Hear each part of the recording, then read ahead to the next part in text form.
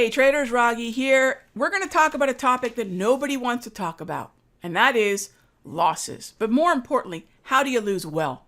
So I'm going to first of all mention a book, one of my favorite books of all time, and it's called What I Learned Losing $1 Million.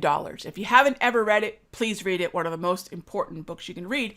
And it talks about the 5 stages of grief as applied to us as market traders. And the first step is always denial, right? Denial goes to anger. Anger goes to bargaining. Bargaining goes to depression. And then finally, depression goes to acceptance. And acceptance in trading vernacular is a stop loss. So everything has to start off with denial. If you've been watching the last few videos over the past few weeks, you're going to notice that, we were below the Pingala. I'm not saying that this was a great short. The shorts were actually tricky today. We started off the session so strong. But the NASDAQ and the Russell were the 2 weakest indices. We know this from a relative performance standpoint. Neither one of these could clear their Pingala. So this should be language now. If you watch the last few videos here on either my channel or the Simpler Trading channel, you're already pretty familiar with previous session close, Pingala, and the multi-trend. Well, let's look at those here on the Dow. The Dow actually had some promise. Green trend, above the Pingala, above the previous session close. The 10 a.m. University of Michigan inflation expectation and consumer sentiment most definitely was a sentiment and ultimately trend shifter, right? That's how important these scheduled hot zones can be. Earnings and financials started off pretty promising, which helped the Dow futures more so because financials are the #1 weighted sector in the Dow. But here's the thing. Ask yourself, at what point do I get tempted to start to quote unquote add to a position? If you think about the 5 stages of grief, denial, anger, bargaining, depression, acceptance, denial is ignoring that key levels are being broken and that markets are shifting. Between anger and bargaining, the adding, the dollar cost averaging, it's going to come back begins. Right? Now, imagine applying that to the NASDAQ today. Imagine applying that thinking to Apple or Meta or even Amazon. Those are the top-weighted stocks in the top-weighted sectors of the NASDAQ. Okay? Imagine applying that to any one of these 3. It would have been disastrous. So denial is not knowing what the validity of your trade is. All right, so then anger and bargaining turn into, I am right. This is going to work, clearly, and the adding begins. All right, so then we take a look at another weak corner of the market, and that was the Russell, right? The Russell never cleared the Pingala. So think about what levels have to be broken to even be bullish. And I'll tell you, today, I looked for a long in the Dow. All right, we scaled into the Dow. And what I ended up doing was getting stopped out long before all this stuff started happening. All right, same thing with XLF. So I played the Dow Financials, which is the #1 weighted sector in the Dow, and then Johnson & Johnson. The important thing is we do not risk max debit. We risk a percentage of premium paid.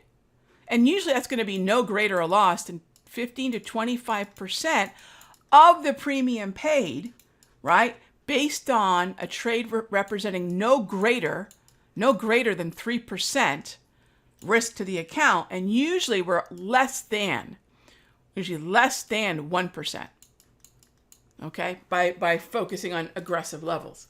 So unless I'm aware of how much risk to my account I'm allowed to have, there's no way I could start randomly adding. Because again, think about if the NAS was the place that you want it to be, and rather than accepting that it's below all those key levels that we've talked about in premium videos, instead you start adding. Disastrous.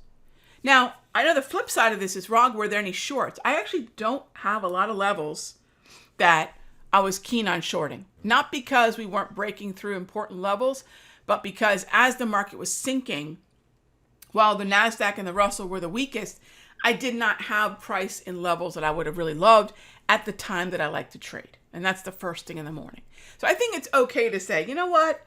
Even though I may not have gotten short, I wasn't trying to bottom pick, and I can keep my risk pretty darn limited by focusing on the levels that make the long side or the short side of the trade valid, and don't go into denial when those things don't work. Instead, we take a paper cut, and I took 3 of them today, right? Like I said, we're going to talk about something nobody talks about. This week was probably my most challenging of the last, since probably May. I'm trying to remember the last time I went 0 for 3 and scaled in a couple times. My overall week, and as you know, I'll be sharing my trades viz at the end of the month. My overall week ended up being pretty much just above break even. It was a wash. So great Monday, challenging Tuesday, challenging Wednesday, great Thursday, and today was my worst trading day of the week. But looking at all, so I'll grade myself at the end of the week. I'll look at all 5 days and say, you know what, Rog, you didn't lose a lot of ground, but you didn't make a lot of ground either. The key is losing well.